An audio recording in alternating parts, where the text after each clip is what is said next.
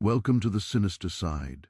Tonight, we're stepping into a story so forbidden, so dangerously intoxicating, that it was whispered about in hidden corners long after the year 1847 had passed. Imagine a world where one wrong glance could cost you everything. Yet two hearts dared to look anyway. A merchant's privileged son, and the enslaved woman his father owned. What began as a quiet spark soon ignited into a secret flame, one powerful enough to threaten an entire household, an entire reputation, an entire life. And as their stolen moments deepened, so did the shadows closing in around them. Before we begin this chilling tale, tell me in the comments which country you're watching from and what time of day it is right now. And don't forget to subscribe to the Sinister Side for more dark historical revelations. The Harrington estate in 1847 stood as a monument to everything the South believed it represented: power, discipline, elegance, and absolute order. Visitors who approached the long, winding dirt road leading to the mansion often paused to take in the sight before them. Tall white columns rising toward the sky, windows reflecting the sun like polished mirrors, and wide porches wrapped around the structure like the arms of a proud giant claiming its throne. It was not a home in the simple sense of the word. It was a declaration, one carved from wealth, labor, and the unspoken suffering of those who kept it running like a flawless machine behind the scenes. But inside those walls, beneath the polished wood and glittering chandeliers, cracks were forming long before anyone ever noticed. Charles Harrington, the man responsible for building this empire, believed fervently in rules. To him, rules were not merely guidelines, they were lifelines. A man without rules, he said, was a man standing on the edge of the world with nothing to hold on to. And so he built his life like a series of unbreakable chains: business first, family second, appearances always. People in town described him as fair but stern, generous but intimidating, and impossible to please unless you met his standards exactly. Still, nobody could deny that he had an iron grip on everything he owned, from the sprawling warehouses on the riverfront to the human lives working inside his home. Thomas Harrington, his only son, grew up watching this rigid world unfold around him. As the heir to the estate, Thomas had been trained from childhood to stand straight, speak politely, calculate profits, negotiate deals, and hide emotions behind a composed mask. While other children raced with bare feet through open fields or climbed trees with scraped knees and carefree laughter, Thomas was inside learning how to read account ledgers and studying maps of trade routes. Charles believed these lessons were the highest form of love he could offer, a foundation for the legacy Thomas would eventually inherit. But Thomas did not feel fortunate. In fact, he often felt trapped, not in the physical sense, but in a way far more suffocating. From the moment he woke up to the moment he went to bed, his life was choreographed. Breakfast at 6 sharp, study with the private tutor at 7, ride along with his father to observe business dealings at 9, etiquette lessons at noon, more studying in the afternoon, and evening discussions by the fireplace where Charles would test his son on everything he had learned that day. The mansion's grandeur meant nothing to Thomas. To him, it was a cage made of polished floors and perfectly aligned expectations.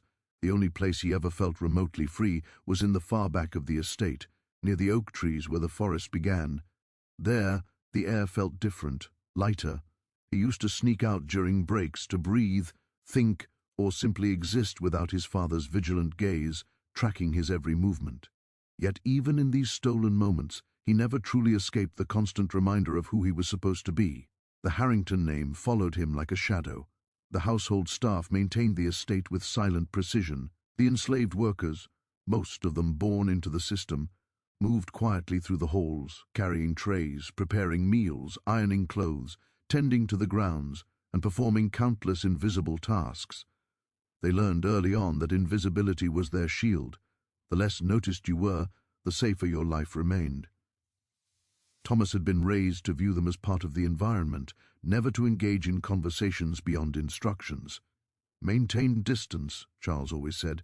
They respect you more and they fear disappointing you.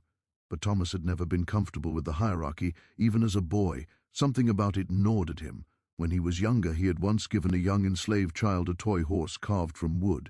He remembered the bright spark in the child's eyes, pure joy, and how quickly it vanished when Charles snatched the toy away and sent the child to work in the fields as punishment for overstepping.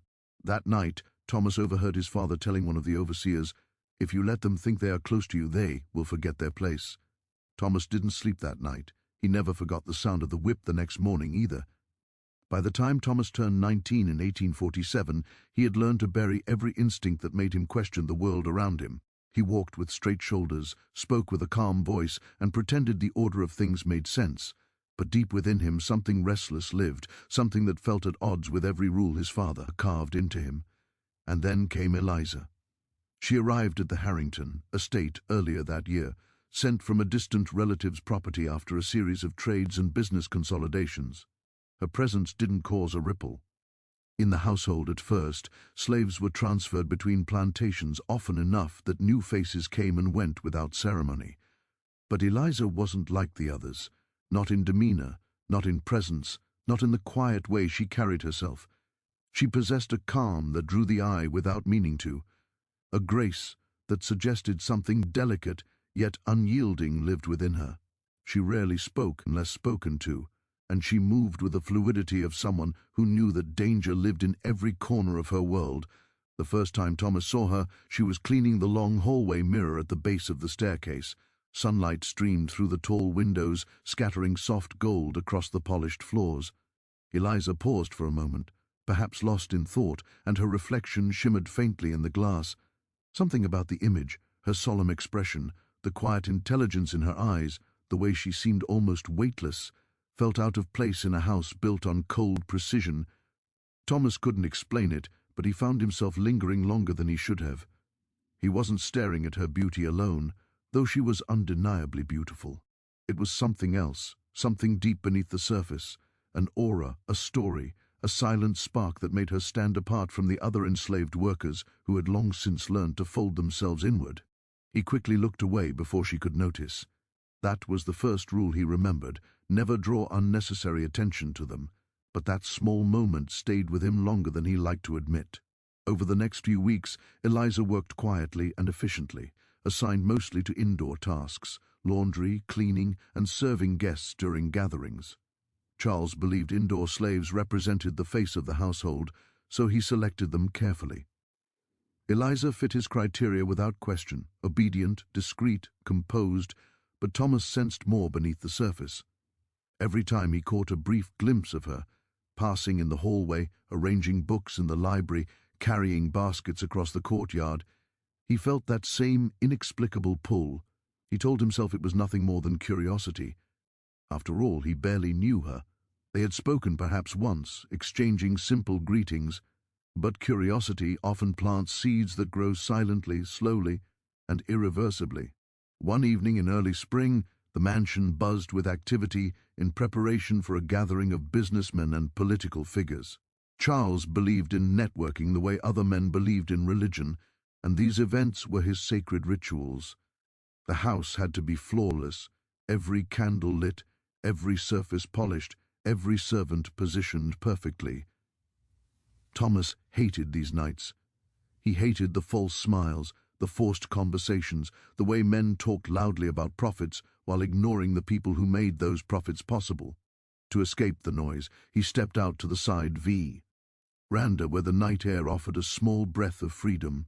The sky was tinted with fading orange and soft purple, and fireflies flickered above the grass, like sparks drifting from an unseen flame.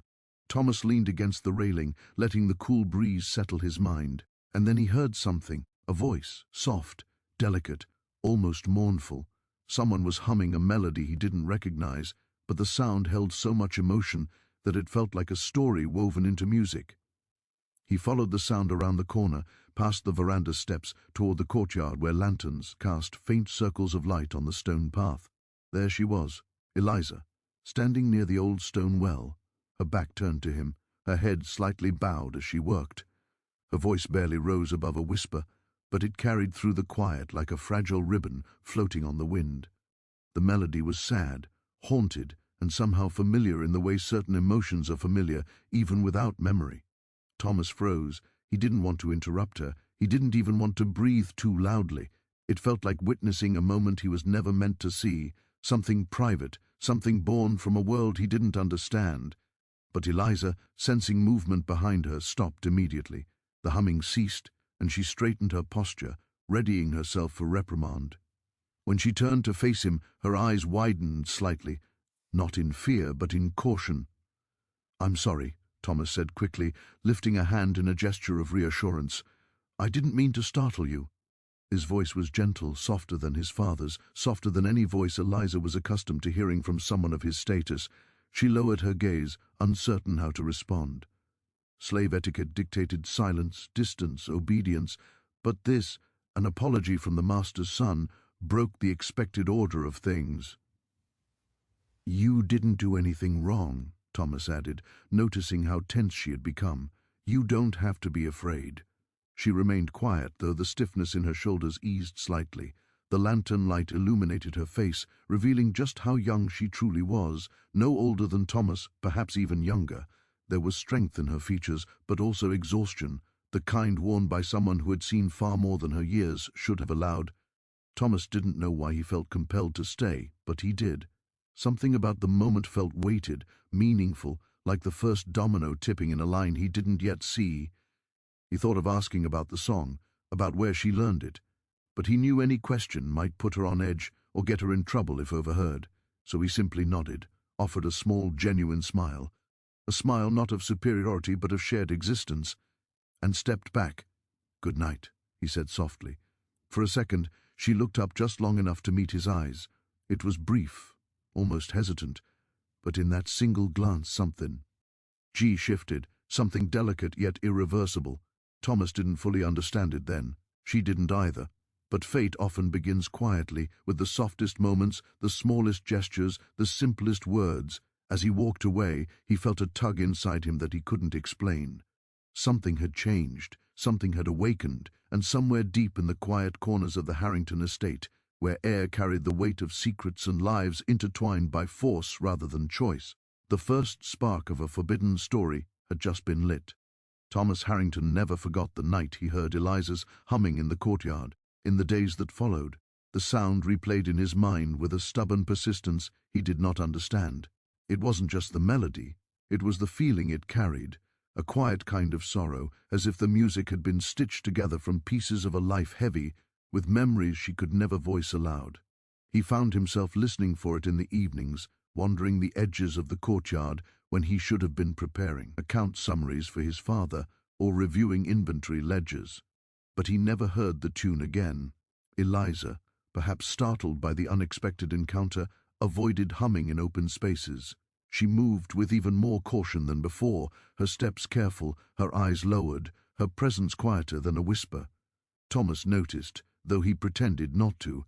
He forced himself to act normal, to follow the rigid routine his father demanded, but his mind drifted more often than he liked. He tried pushing away the thoughts, telling himself they were harmless, meaningless.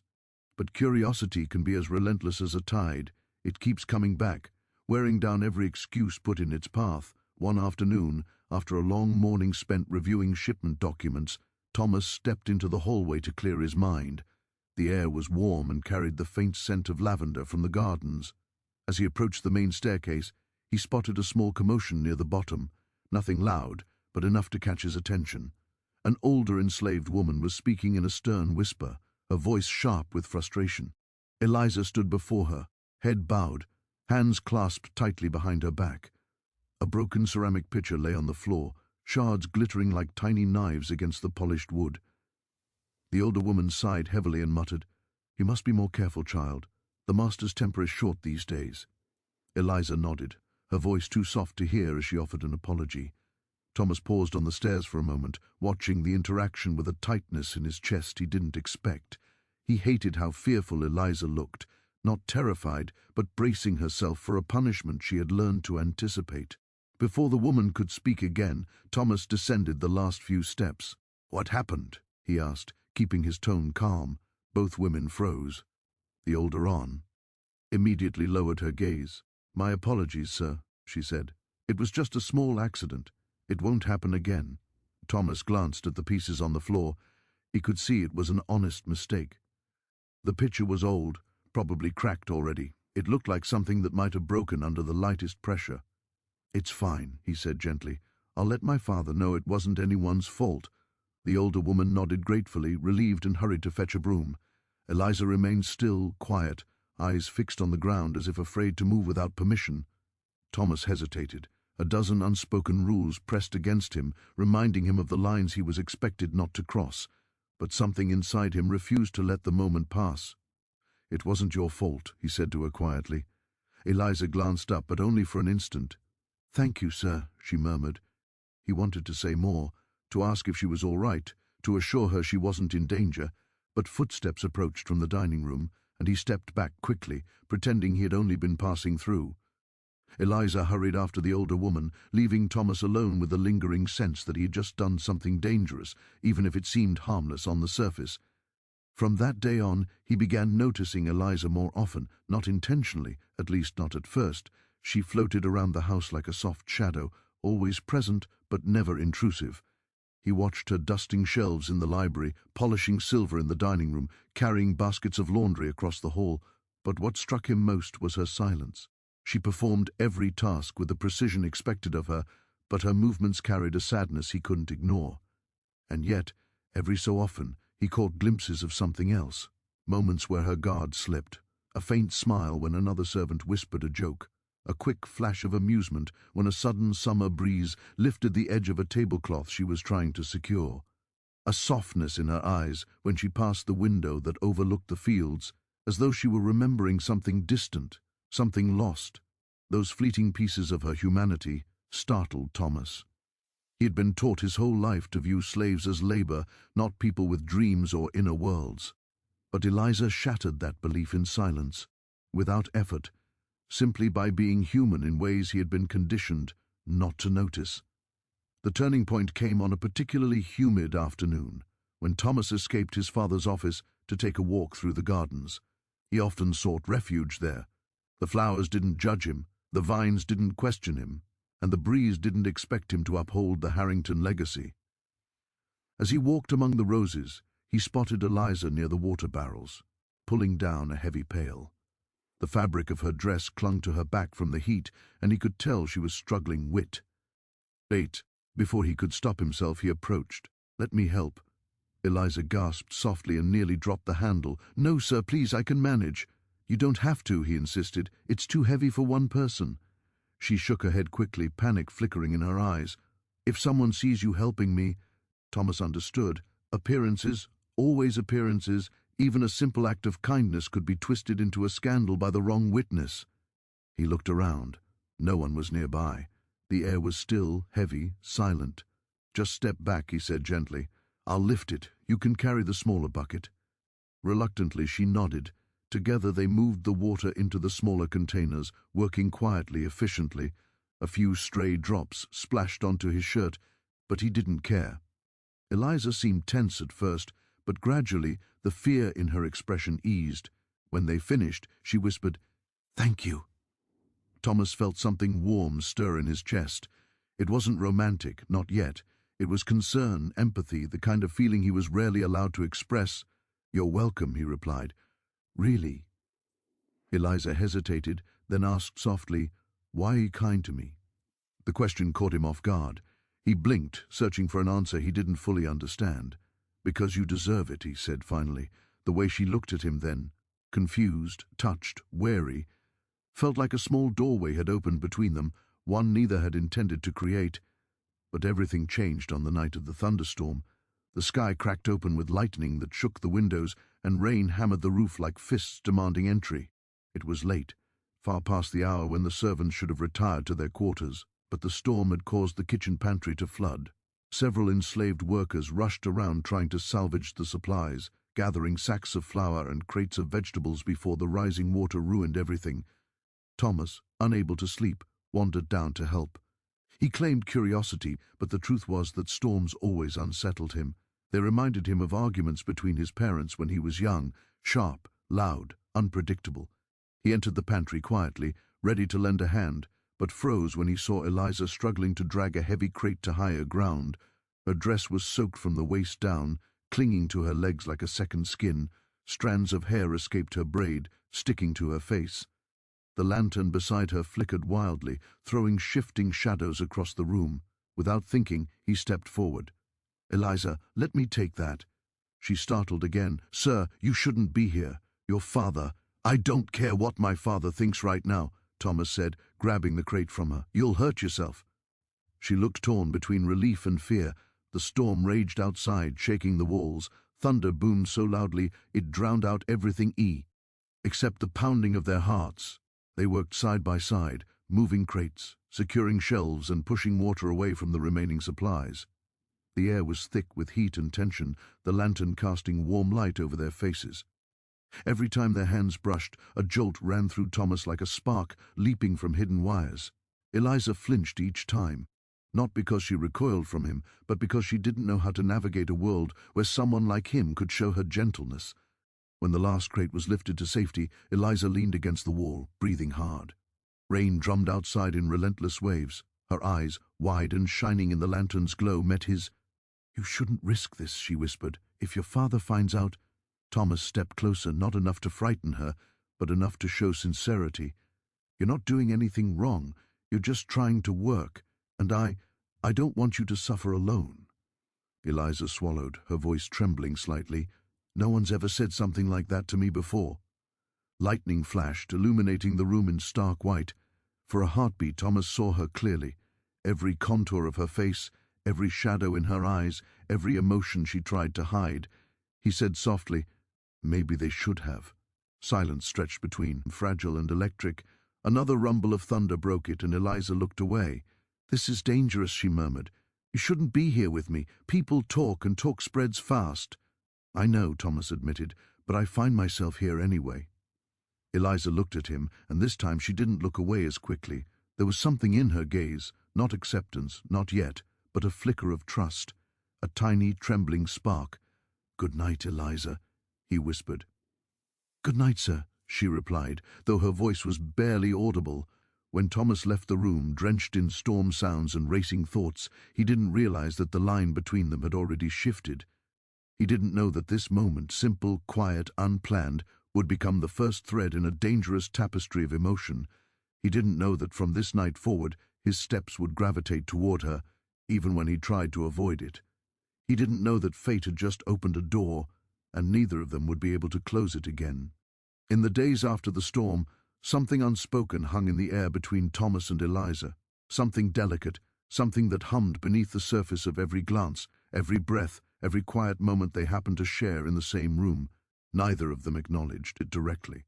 To do so would have been to step across a line that society had carved in stone, and yet the line between them had already begun to blur, like a chalk boundary slowly dissolving under rain. Eliza did everything in her power to avoid him at first, not out of dislike, but out of fear. She knew too well the dangers of kindness offered by a man in Thomas's position. She had seen what could happen to women in the quarters if they were even suspected of inviting attention. Punishment for those assumptions was often swifter and harsher than punishment for proven crimes. The plantation world thrived on whispers, on watchful eyes, on power exercised through fear. Even a harmless smile exchanged in the wrong room could lead to consequences she could not escape. But fate, it seemed, had its own plans. One morning, Thomas sat in the library reviewing the thick binder of accounts his father left for him. Numbers swam before his eyes. He tried to focus, to be the son his father expected, but his thoughts drifted. Every time he pushed back the feeling, his mind slipped toward the memory of Eliza standing in the lantern-lit pantry, soft hair clinging to her face, eyes bright with stormlight, her voice trembling with caution, and something else he couldn't name, something he had not been taught to recognize. He rubbed his temples in frustration. He hated himself for thinking about her. He hated how impossible it felt to control. But beneath the frustration was something warm, restless, and new, something that made him feel alive for the first time in years. The library door creaked open. Thomas looked up. Eliza stepped inside with a basket of freshly ironed linens. She paused when she saw him, as though considering whether she had entered the wrong room. He quickly straightened his posture, pretending to return to his work. "You can come in," he said gently. "I'm just reviewing some figures." Eliza nodded, then walked slowly toward the shelves. She moved carefully, making herself small, trying to finish her task as quickly and quietly as possible. Yet Thomas couldn't help watching the delicate movements of her hands as she placed folded cloth on the cabinet shelf. She handled everything with care, as if she believed even simple linens deserved gentleness. The realization struck him she lived in a world where so little kindness was given to her, yet she offered it freely to the things she touched. "You don't have to hurry," Thomas said, before he could stop himself. "Take your time." She froze at the sound of his voice. Slowly she turned toward him, her eyes uncertain. "I don't want to disturb you, sir." "You're not," he replied. For a moment, silence stretched between them, soft, fragile. Eliza lowered her gaze again and resumed her work, but her hands trembled slightly now, and Thomas hated himself for being the cause of it. When she finished and headed for the door, Thomas rose from his chair. "Eliza," he called gently. She paused, turning halfway, her fingers gripping the basket handle tightly. "I wanted to apologize for the other night, for being in the pantry with you." He struggled to find the right words. "I didn't mean to frighten why." Her expression softened, though caution still shadowed her eyes. "You didn't frighten me, sir." "Then what is it?" he asked quietly. Eliza hesitated. She looked toward the window as though searching for courage in the sunlight. When she spoke, her voice was barely above a whisper. "You're kind to me, kinder than I'm used to, and kindness from someone in your position can cause trouble." Thomas exhaled slowly. She wasn't wrong.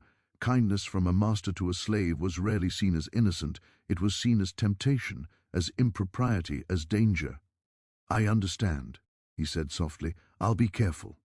Eliza nodded, and for a brief moment she met his eyes fully, openly, before she slipped out the door like a shadow vanishing into daylight. But that small moment of honesty was all it took for something inside Thomas to shift from quiet curiosity to something deeper, something he could no longer deny. He started noticing her, even in places he never expected.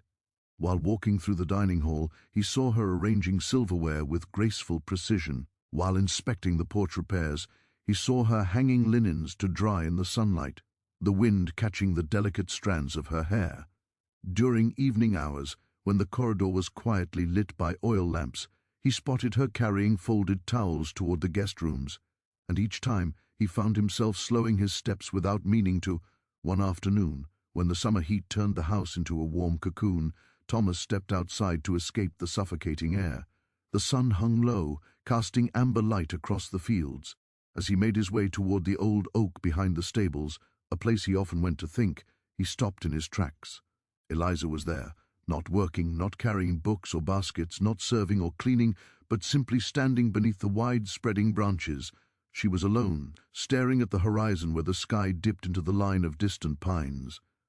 Her posture was relaxed, her face softened by the golden glow of sunset. For the first time she looked free, not truly but momentarily, in her own quiet way. He didn't want to disturb her, but something drew him forward, step by quiet step, until she turned and noticed him. Her eyes widened slightly in surprise. "Sir, I didn't see you there." "You're not working?" he asked, immediately regretting the question. It sounded accusing, though he didn't mean it that way. Eliza folded her hands.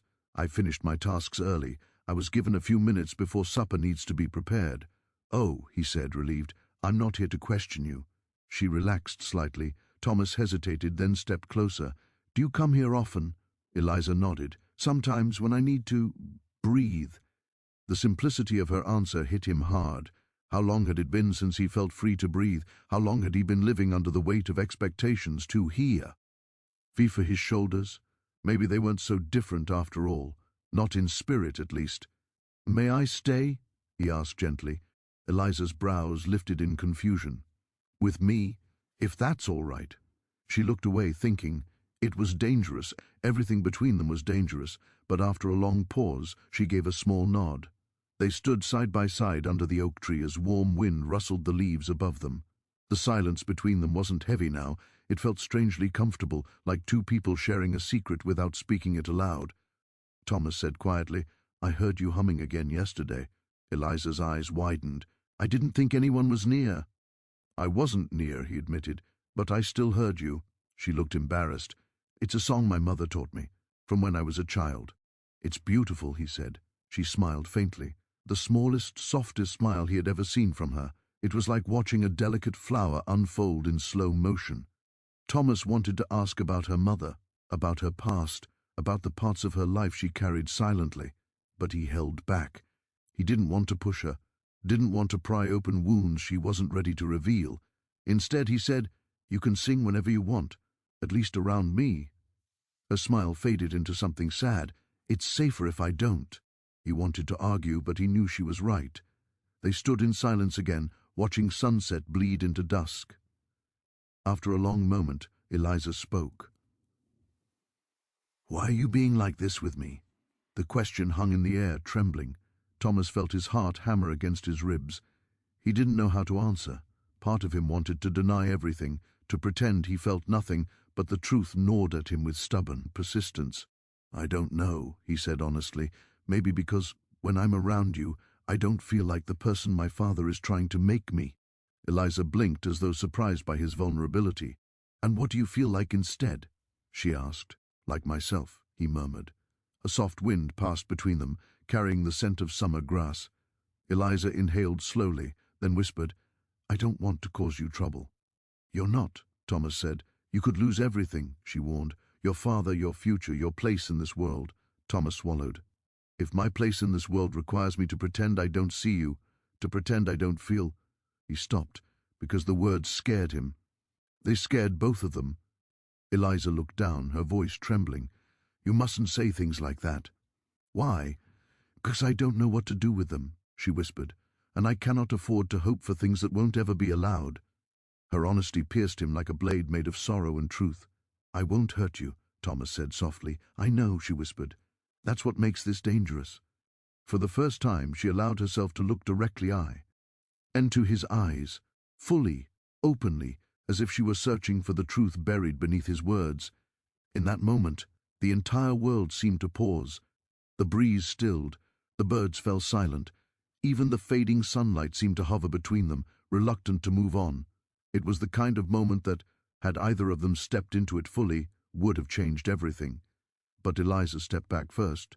"I must go," she whispered, voice trembling. "They'll wonder where I am." Thomas nodded, though disappointment tugged at him like a shadow. "Of course." She turned to leave, but halfway across the yard she paused and looked over her shoulder. "Thank you," she said softly, "for seeing me."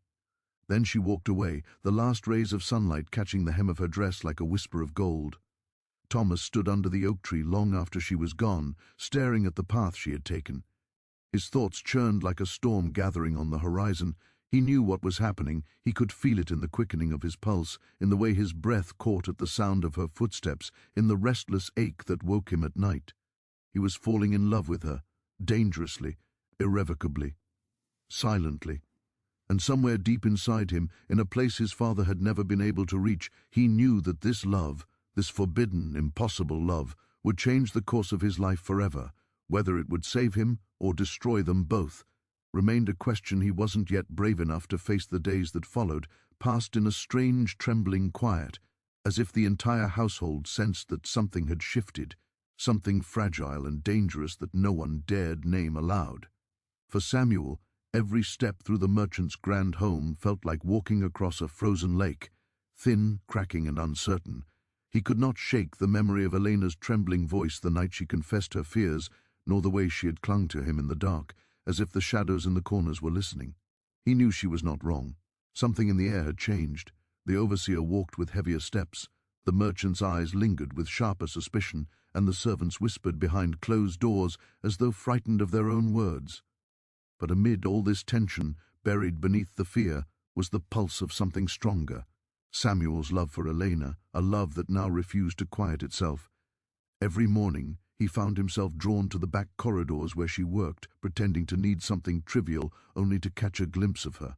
Sometimes their hands brushed, sometimes their eyes locked. And each time, that connection felt more dangerous and more impossible to resist. Elena felt it too. It showed in the way her breath hitched when he entered the room, in the way her fingers lingered on the wooden table as if remembering the warmth of his touch, and in the way she stole glances at him. With a mixture of longing and terror. They both knew that the line they were crossing could never be crossed safely. Not in 1847, not in a house owned by a man with power over both of their lives. But the heart rarely bows to reason. The merchant, meanwhile, seemed to shift between unusual moods, sometimes quiet and observant, sometimes impatient and irritable. He had noticed Samuel growing more distant, more thoughtful, and more protective in ways that he could not quite explain. Though he said nothing outright, his eyes followed his son with an intensity that made Samuel uneasy. The merchant had built his life on control, of his business, of his household, of every person who lived under his roof. And when control wavered, his temper followed. Samuel understood this better than anyone. He had grown up watching his father calculate everything, profits, alliances, dangers, and now Samuel felt like he was being calculated too. One afternoon, that suspicion took physical form. Samuel was crossing the courtyard when he noticed his father standing near the veranda, speaking in low tones with the overseer. The overseer's expression was grim, his shoulders stiff. When they noticed Samuel approaching, their conversation stopped abruptly. Both men stepped aside, but not before Samuel saw it. The cold, assessing way his father's eyes narrowed at him, then shifted toward the workers' quarters where Elena slept. In that instant, Samuel knew something. His father was watching her, and if he was watching her, he was watching them. The thought made Samuel's blood run cold. That night, sleep refused to come. He lay awake in his room, staring at the ceiling as the hours dragged by, listening to the sounds of the house settling into darkness. Every creak felt like a warning. Every distant footstep felt like a threat. He could not bear the thought of Elena suffering because of him. Eventually, unable to stay still any longer, he slipped out of bed and quietly stepped into the hallway. The house was dark, lit only by the faint glow of the moon filtering through the windows. Moving silently, Samuel made his way down the stairs, through the back corridor, and toward the small servants' quarters. When he reached Elena's door, he hesitated only a moment before softly tapping. It opened a second later, and there she stood, eyes tired, expression worried, but still as breathtaking as ever. She didn't speak. She simply stepped aside to let him in. The moment the door closed, Samuel felt the weight of the world press down on him. He sank onto the small wooden stool as Elena knelt in front of him, her hands gently resting on his knees, her thumb brushing across his trembling fingers. He told her everything, how his father had been watching, how the overseer had been questioning, how the silence in the house felt dangerous. Elena listened without blinking, her expression tight, ning with fear, but she did not pull away. Instead, she rested her forehead against his and whispered that she was not afraid of hardship, only of losing him. Her voice cracked when she said it, and Samuel felt his heart break and mend all at once. They held each other for what felt like an eternity, but the moment was cut short by the faint sound of footsteps outside. Elena's breath froze. Samuel's heartbeat thundered as the footsteps paused near the door. A shadow under the crack of the door shifted, waited, then moved on. It was a close call, too close. Samuel slipped out the back window rather than risk being seen leaving through the door. The cold night air bit his skin, but the fear burning in his chest was worse. He returned to his room shaken, knowing the walls around them were shrinking, closing in. The next morning, a storm rolled across the horizon, thick clouds carrying the promise of heavy rain. The atmosphere inside the house seemed to mimic the weather, dark, heavy, and full of tension. The merchant's temper was sharper than usual. He snapped at servants, corrected Samuel for the smallest mistakes, and carried an expression that looked like he was waiting for something, like he expected a truth to reveal itself. Samuel tried to remain calm, but inside he was unraveling. The fear of discovery battled with the desperate, consuming need to protect Elena. That afternoon the storm finally broke. Rain hammered the roof, wind rattled the shutters, and the quiet of the house was swallowed by the roar of nature. Most of the staff hurried to secure the windows and bring supplies indoors. During that chaos, Samuel slipped away to the storage barn behind the main house, a place he and Elena had used only once before, months ago, when their feelings had first begun to bloom. He waited there, half hoping and half dreading that she would come. And she did. The moment she entered, soaked from the rain and shivering, he rushed to her, wrapping his coat around her shoulders. The storm outside made the small wooden barn feel like a world of its own, sealed from time and consequence. But their brief moment of safety shattered when the barn door suddenly creaked. Samuel froze. Elena's hand tightened around his sleeve. The merchant stepped inside, his silhouette sharp against the grey rainlight behind him. His expression was unreadable at first, almost calm, but his eyes told another story. They were cold, furious and wounded all at once. Samuel felt the ground drop beneath him. Elena's breath caught, and Samuel instinctively stepped in front of her, shielding her with his body. The merchant said nothing at first. He simply stared, taking in the sight, the two of them together, alone, in the middle of a storm. And that silence, thick and suffocating, was far more terrifying than if he had shouted. Finally he spoke Samuel's name, low and steady, a voice filled with disbelief and betrayal. Samuel tried to explain, he tried to speak of love, of choice, of humanity, but his father's expression only hardened. When the merchant's eyes shifted to Elena, she lowered her gaze, fear trembling through her frame. The storm outside howled louder, as if echoing the rising tension in the barn. The merchant stepped forward, and Samuel instinctively blocked him. For the first time in his life, he stood defiant against the man who raised him. It drew a look of shock from his father, quickly replaced by a rage that made Samuel's stomach twist. Words were exchanged, heated, desperate, intense.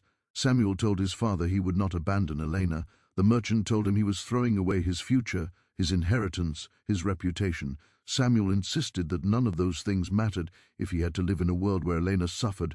The argument escalated, echoing through the wooden walls, until finally the merchant's voice dropped to a chilling calm. He said something that turned Samuel's blood to ice, something that made Elena gasp and stumble back. Whatever the exact words were, they carried a message clear as lightning. Elena's place in the household would change forever, and not for the better. That was the moment Samuel realized the truth. If he didn't stand against his father now, he would lose Elena, not just their love, but her very life. The storm raged harder. The merchant turned to leave, his final command echoing in the barn, an order Samuel could not allow to become reality. The moment the merchant stepped into the rain, Samuel knew their lives had changed forever. He grabbed Elena's hand, pulling her close, and whispered that they had no choice now. If they stayed, his father would destroy them. If they left, the world outside would not be kind, but at least they would face it together. And as the rain poured down in violent sheets, Samuel and Elena prepared to make a choice that would rip open the quiet world of 1847 and set into motion a chain of events neither of them could escape. Thomas had never felt night air so sharp, so alive, so heavy with consequence as the moment he slipped the metal latch on his bedroom window and lowered himself carefully onto the slanted roof. The house behind him was silent, except for the distant murmur of guards patrolling the grounds. Lantern light drifted faintly through cracks in the shutters, but the rest of the plantation lay blanketed in darkness, a darkness he prayed would hide him long enough to change both their destinies. His heart pounded so violently he feared it might give him away before he even reached the ground. Every thought in his mind screamed the same truth. If he was caught tonight, he would never be heard from again. And if Eliza was caught, her fate would be far worse. He lowered himself until his boots hung off the roof's edge and let go. The soft thud of his landing disappeared into the damp grass. For a moment he remained crouched, eyes locked on the shadows, listening for any sign he had been discovered. Nothing, only the rustle of branches shifting in the breeze. The night felt like it was holding its breath for him. Still bent low, Thomas moved along the side of the house, keeping close to the wall where the lanterns didn't reach. Each footstep was deliberate and silent, though inside panic and determination wrestled violently. When he reached the cellar door, he pressed his ear against the wood. Silence. Carefully, he lifted the iron latch and froze. Footsteps. Slow, dragging footsteps, but they were far off, drifting from the opposite side of the house. He waited until they faded before pulling the door fully open and slipping inside. The cellar smelled of earth, old wood, and damp iron. A single lantern flickered on a hook, casting weak light over the crude storage room, and in the corner, chained to a wooden support beam, was Eliza. The moment her eyes found him, tears gathered but did not fall. She shook her head urgently, silently pleading for him to leave, to save himself. But Thomas knelt beside her and cupped her face in his trembling hands, his voice barely a whisper as he vowed he would not leave her to Charles's punishment, no matter the cost. Her wrists were raw from the restraints, her breathing uneven from fear and exhaustion, yet when he said her name, something fierce and bright awakened in her eyes. She leaned into his touch, trusting him with a courage he wished he had possessed sooner. His hands shook as he removed the ring of keys he had stolen from the overseer's belt earlier that day. Each key scraped against the metal lock until finally one clicked. The cuff fell open, then the next. Eliza inhaled sharply as her arms came free, wincing at the sting, but Thomas quickly took her hands and rubbed life back into them.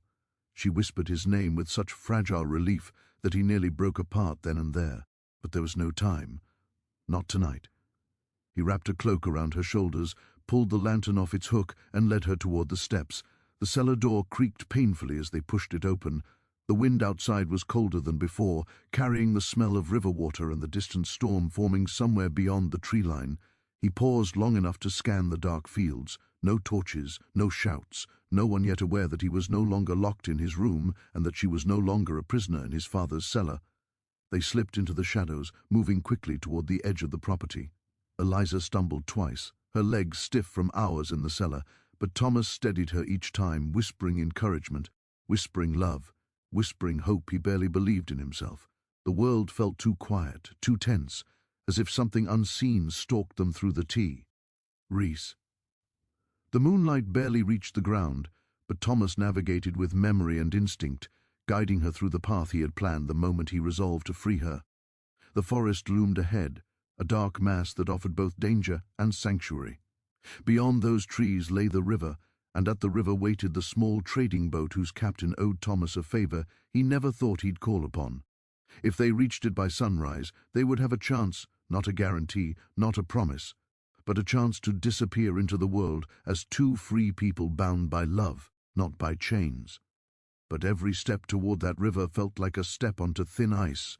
As they approached the tree line, Eliza paused, clutching his arm.